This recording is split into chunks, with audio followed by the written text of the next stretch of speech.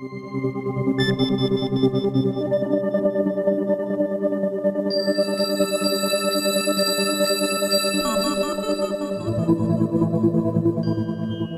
produção de substâncias no cérebro é o capítulo mais complicado da neuroteologia, tanto que no meu livro sobre esse assunto ela está no apêndice. Então talvez seja melhor ou a gente deixar essa pergunta para depois, porque muita coisa antes é necessária. Mas de qualquer forma, tudo que se processa no cérebro tem um substrato neurológico. E o substrato neurológico tem um substrato psicológico ou psiquiátrico. E durante a transmissão nervosa, que nem sempre é só elétrica, se desprendem substâncias como a dopamina, a serotonina e outros tantos neurotransmissores, que são eles que fazem a conexão dos estados de consciência. Por exemplo, quando o indivíduo toma uma droga potente, como a cocaína, por exemplo, para elevar o seu estado de consciência ou as suas sensações de prazer,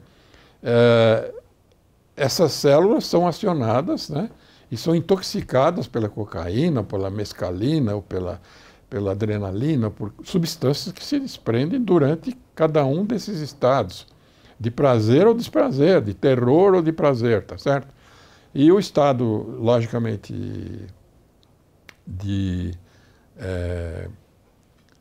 religiosidade, ele se localiza nas mesmas áreas que são usadas para as outras coisas, como, por exemplo, as vias cerebrais que atuam na neuroteologia são as mesmas que atuam na fisiologia do sexo, no prazer do sexo, nos prazeres das drogas e assim por diante. São as mesmas vias, porque o cérebro é um órgão muito compacto e é, digamos, talvez um instrumento mais sublime, mais perfeito que já saiu das mãos divinas. Ele sabe muito bem o que ele pôs lá dentro.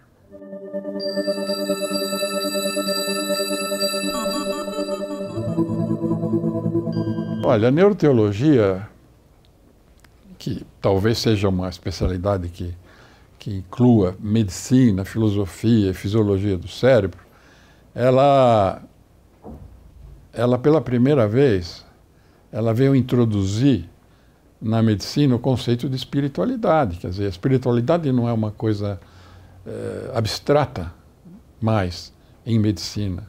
Quer dizer, nós sabemos que todas as emoções, toda a afetividade, toda a criatividade do homem, toda, digamos, o planejamento que o homem faz, a filosofia que ele faz, a teologia que ele cria, a religião que ele adota, está condicionada ao bom funcionamento dessas estruturas neurológicas que talvez nós possamos dar um nome, embora eles sejam bastante complicados do ponto de vista anatômico.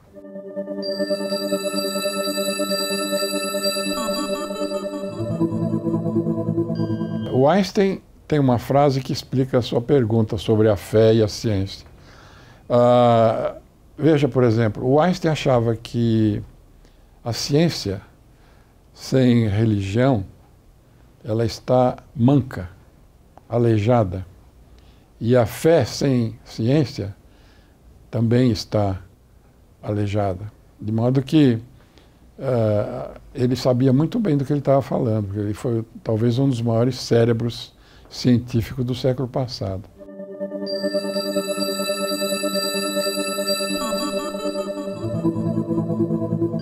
Se o cérebro de alguém que pratica religião é diferente daquele que não pratica, não sei se foi essa a pergunta, mas eu preciso dar um exemplo bem grosseiro para poder explicar isso aí. Por exemplo, você tem um relógio caríssimo, de ouro, cravejado de brilhantes, que é o nosso cérebro, e você nunca dá corda nesse relógio. Ele vai funcionar igual o meu reloginho de $10? Então, não sei se eu explico. Se você não usa o seu cérebro para praticar a sua crença, para praticar a sua espiritualidade transformadora, que mexe com o seu caráter, que mexe com a sua ética, que mexe com a sua moral, então essas áreas vão se atrofiar, sem dúvida, porque você vai ser um ilustre materialista. E precisa ter muita fé para ser materialista. E mais fé ainda para ser ateu.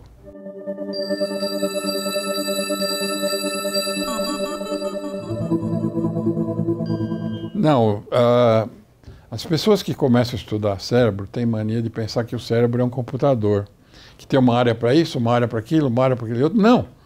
O cérebro funciona como um todo. É como um avião. Você não pode ter um avião que você só a turbina funciona, ou que só a parte de trás funciona, só a parte da frente, tá certo?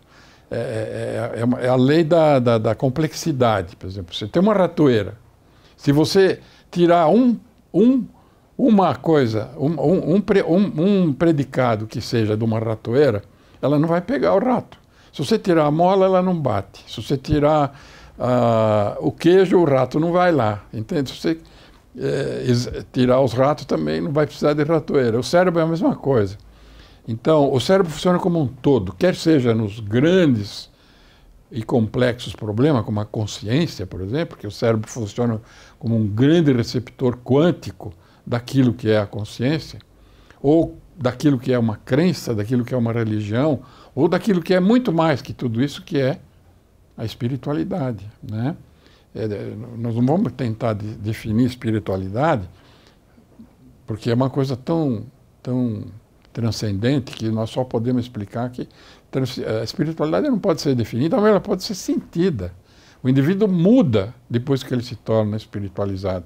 Tanto o médico como o lavador de carro, ou o indivíduo que faz limpeza na sua casa. Quer dizer, a espiritualidade é um negócio que talvez possamos chamar de uma graça que a gente receba, não sei de onde, de uma outra dimensão, e que transforma o homem num ser diferente dos animais, ou dos homens animalizados.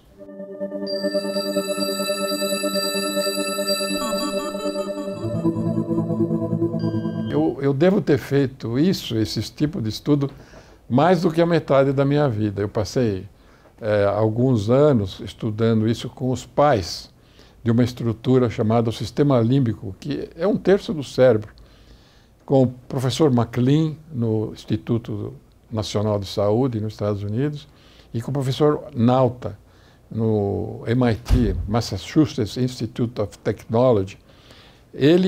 Esse último, estudou toda a anatomia do sistema límbico, e o MacLean estudou toda a fisiologia do sistema límbico. Eu até tenho um livro sobre isso, chama-se Fisiologia das Emoções, que deve estar por aí, no comércio. Então, esses dois autores praticamente lançaram as estruturas e as bases e verificaram que todas as emoções que nós possuímos funciona ao nível desse segundo cérebro, porque nós temos 3 tipos de cérebro.